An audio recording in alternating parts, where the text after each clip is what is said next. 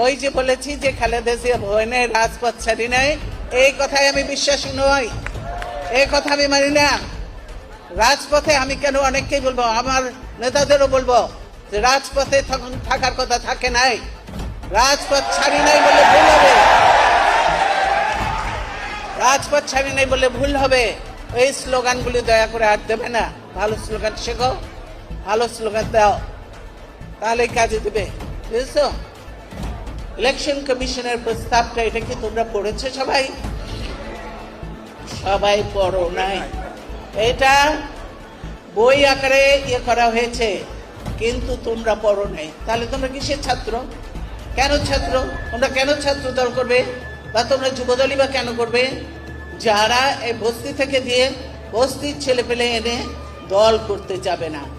সংখ্যা আমি দেখতে চাই না, আমি দেখতে চাই ভালো ভালো মেরিট দেখতে চাই। আমি সেখানে যে যোগ্য উপযুক্ত ছেলে পেলে আছে কিনা, আমি সেটাই বলেছি।